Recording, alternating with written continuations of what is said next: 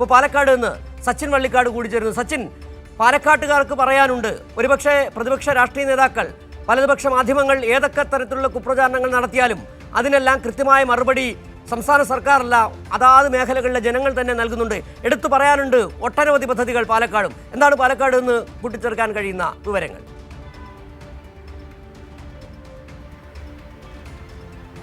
സിജു, തീർച്ചയായും പാലക്കാടിനെ സംബന്ധിച്ചിടത്തോളം പാലക്കാട് വ്യവസായിക നഗരമായി മാറിക്കൊണ്ടിരിക്കുകയാണ്. അതിൽ പ്രധാനമായും കഞ്ചിക്കോട് വ്യവസായ മേഖലയിൽ തന്നെയാണ് കിഫ്ബിയുടെ ഏറ്റവും വലിയ പദ്ധതികൾ പാലക്കാട് നടപ്പാക്കിയിട്ടുള്ളത്. പ്രധാനമായും ബാംഗ്ലൂർ കൊച്ചി വ്യവസായ ഇടനാഴിയുടെ ഭാഗമായി പാലക്കാട് കഞ്ചിക്കോട് വ്യവസായ എസ്റ്റേറ്റിന് വേണ്ടി 1400-ലധികം കോടി രൂപയുടെ പദ്ധതികളാണ് പാലക്കാട് ഇപ്പോൾ പുരോഗമിച്ചു കൊണ്ടിരിക്കുന്നത്. ആദ്യഘട്ടത്തിൽ തന്നെ സ്ഥലം ഏറ്റെടുപ്പുമായി ബന്ധപ്പെട്ടുകൊണ്ടാണ് കിഫ്ബി ഫണ്ട് ഉപയോഗിച്ചിട്ടുള്ളത്. കേന്ദ്ര സർക്കാർ അടക്കം വലിയ രീതിയിൽ ഫണ്ട് നൽകാതെ തഴയുമ്പോൾ സംസ്ഥാന സർക്കാർ കിഫ്ബി ഫണ്ട് ഉപയോഗിച്ച് വ്യവസായ മേഖലയിൽ വലിയൊരു പൊൻതൂവൽ ചാർത്തുകയാണ്. ഇതോടുകൂടെ കേരളത്തിൻ്റെ മുഖച്ഛായയും ഒപ്പം പാലക്കാടിൻ്റെ മുഖച്ഛായയും മാറുമെന്ന കാര്യത്തിൽ സംശയമില്ല. വലിയ വ്യവസായ ഇടനാഴിക്കാണ് ഇപ്പോൾ തുടക്കം കുറിച്ചിരിക്കുന്നത്. അതിൻ്റെ പ്രവർത്തനങ്ങൾ പുരോഗമിച്ചു കൊണ്ടിരിക്കുകയാണ്. അതുപോലെ തന്നെ നേരത്തെ മറ്റു ജില്ലകളിൽ നിന്നെല്ലാം സൂചിപ്പിച്ചതുപോലെ തന്നെ പാലക്കാട് ജില്ലയിലും നിരവധി വിദ്യാഭ്യാസ സ്ഥാപനങ്ങൾ, അതേപോലെ തന്നെ ആശുപത്രി കെട്ടിടങ്ങൾ അടക്കം നിർമ്മിച്ചിട്ടുള്ളത് കിഫ്ബി ഫണ്ട് ഉപയോഗിച്ചിട്ടാണ്.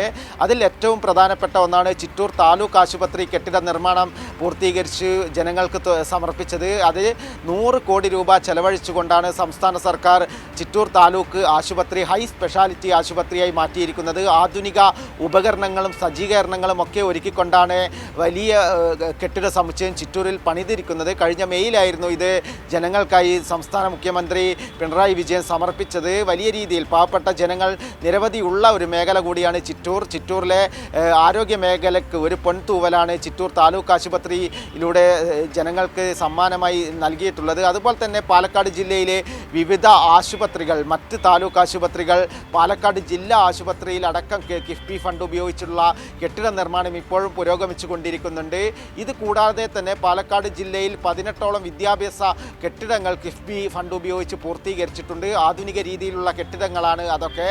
മറ്റൊരു പ്രധാനപ്പെട്ടത് ഗതാഗതമാണ്. ഗതാഗത മേഖലയിലും കിഫ്ബി ഫണ്ട് ഉപയോഗിച്ച് വലിയ പ്രവർത്തനങ്ങളാണ് പാലക്കാട് ജില്ലയിലും നടന്നുകൊണ്ടിരിക്കുന്നത്. 68 കോടി രൂപയോളമാണ് നിലവിൽ മലയോര പാതക്കായി പാലക്കാട് ജില്ലയിലും കിഫ്ബി ഫണ്ട് ഉപയോഗിച്ച് നിർമ്മാണ പ്രവർത്തനങ്ങൾ പുരോഗമിച്ചു കൊണ്ടിരിക്കുന്നത്. അത്തരത്തിൽ ജനങ്ങളെ സംബന്ധിച്ചിടത്തോളം അടിസ്ഥാന വർഗ ജനവിഭാഗങ്ങളെ ഉയർച്ചയിലേക്ക് എത്തിക്കുന്നതിന് വേണ്ടിയുള്ള പല പദ്ധതികളും പല ജില്ലകളിലും നടപ്പാക്കിയിട്ടുണ്ട്. അതുതന്നെയാണ് പാലക്കാട് ജില്ലയിലും കിഫ്ബി ഫണ്ട് ഉപയോഗിച്ച് ഇപ്പോൾ നടപ്പാക്കിക്കൊണ്ടിരിക്കുന്നതും പൂർത്തീകരിച്ചതുമായ പദ്ധതികളൊക്കെ ഉള്ളത്.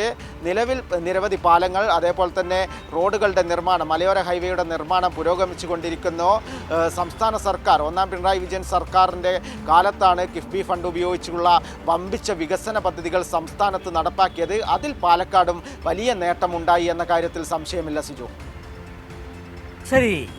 കിഫ്ബി 25ാം വർഷം പിന്നിടുമ്പോൾ നവകേരളം കെട്ടിപ്പടുക്കുന്നതിനുള്ള നിർണായക മുന്നേറ്റത്തിൽ വളരെ ശ്ലാഘനീയമായ പങ്കുവഹിച്ച കിഫ്ബി എന്ന് പറയുന്ന സ്ഥാപനം, അതിൻ്റെ രജത ജൂബിലി പിന്നിടുമ്പോൾ പറയാനുണ്ട് എല്ലാ ജില്ലയ്ക്കും എല്ലാ നാട്ടുകാർക്കും ഓരോ വികസനത്തിൻ്റെ കഥകൾ.